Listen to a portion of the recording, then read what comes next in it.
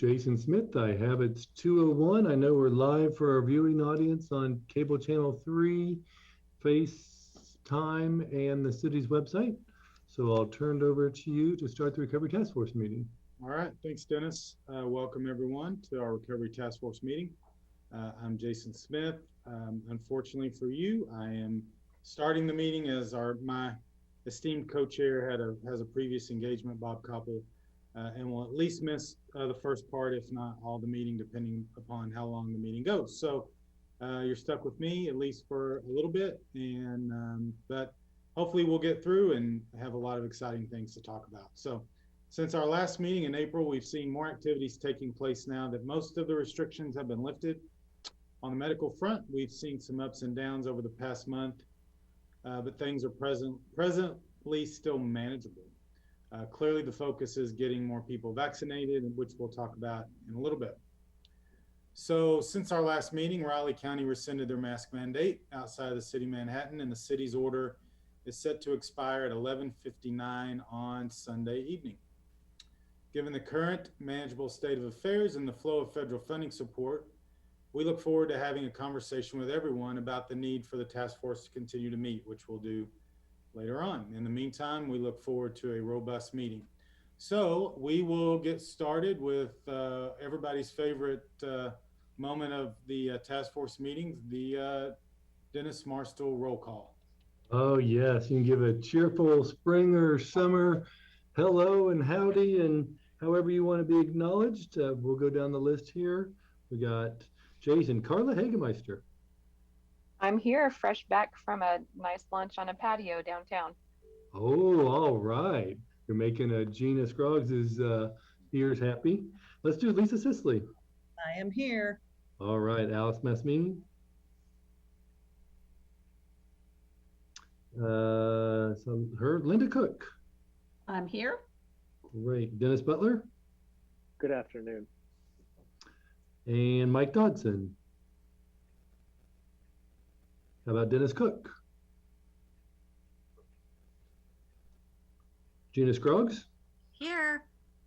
Mickey Dean? Kara Hawley? How about Kelly Laub? Cheryl Grice? I'm here. All right. Shiloh Heger? I'm here. Fanny Fang? Karen Hibbard? Lonnie Baker? Commissioner John Ford? Yep, here. All right, Commissioner Dee McKee. Commissioner Keith Asher. Julie Govert Walter. I'm here. Great. Kelly Pascal. Steve Elstrom. Right here. Charles Martinez. And Vern Hendricks. And we have Chrissy Rodriguez and Marissa on from the Regional Council. So we've got the roll call complete. Thank you, everyone. Jason? All right. So we are going to do a update from a number of our partners on this call. With the lifting of most COVID restrictions and the low percent positive rate, we're seeing a lot of activity in the region and state, with a lot of summer and even fall activities already being lined up without limitations or restrictions. We have a lot of information to share from our task force members who continue to be on the front line of addressing these issues. So we'll start with Carla Hagemeister to let us know what USD 383 will be working on as they wind down the school year and plan for the fall of 2021. So Carla. Thank you. Well, first and foremost, we're celebrating the last 2 days of school, today and tomorrow. Lots of fun stuff is happening. Our remote students are out at Bishop Stadium today, enjoying some outside togetherness with their teachers. Maybe the first time that they've all been able to get together. So that's exciting. We are praying and crossing fingers, toes, and anything else available that the weather holds up for our seniors to have their graduation ceremony tomorrow evening at Bill Snyder Family Stadium. After that, we roll into summer programming We are set to have summer STEM at Bluemont School. We will have our extended year learning programs happening. Our school lunch programs or our summer feeding programs are going to continue, whether students are coming and having lunch on site at some of our locations or doing a weekly pickup of meals so that we have summer programming continuing for food. There's lots of movement and construction happening at many of our buildings still as we prepare to open up Oliver Brown in the fall, and just lots of stuff really rounding out a successful semester for us and looking forward into a busy summer, carrying over into a fall. We are, at least as of right this minute, still planning on keeping most of our mitigation efforts in place in regards to what our summer programming looks like. I know that the CDC just like maybe 45 minutes ago updated some guidance, and so that could possibly change once we have a chance to review that and meet with our medical advisory team or the health department and get some different guidance from that.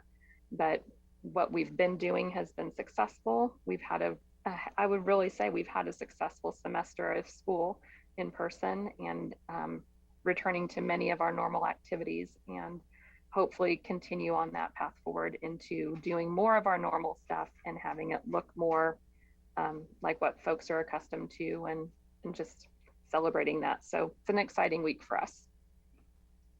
And to piggyback on what Carla just said, the CDC did give some new guidance, like she said, within the hour, about if you're vaccinated and inside, you may not need to wear a mask. So that's really what their latest guidance was surrounded. So we'll get some more information out about that, but that was the latest stuff in the last hour from CDC. Jason? Okay. So I'm now going to turn it over to Alice.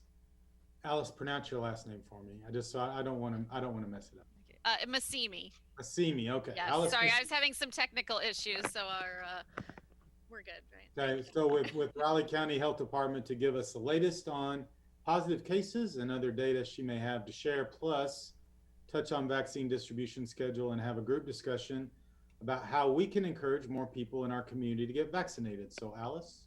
Okay, thank you. I'm sure most of you saw the press release yesterday, so I'll just kind of hit the highlights from that. We had 34 new cases since last week. Now, 17 of those cases were transferred from out of other counties to us based on residency. So those are reflected in the new cases and also recoveries, and some of them are older cases. None of the new cases, none of the 34 cases are reported as breakthrough cases, which means they're individuals who've been vaccinated. So the good news is that those that are getting vaccinated are not catching COVID. So the vaccine is working as it should.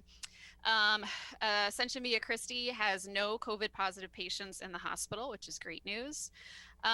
In light of the CDC and FDA decision earlier this week to approve Pfizer for individuals 12 to 15, Riley County is going to have a youth vaccine clinic on May 20th from 9 to 4 at Podorf Hall in Manhattan. There will be free food and activities. The food will have coupons for those who actually get vaccinated. We'll get a free snow cone. I think we have about 40 organizations and business partners who are going to be at this event.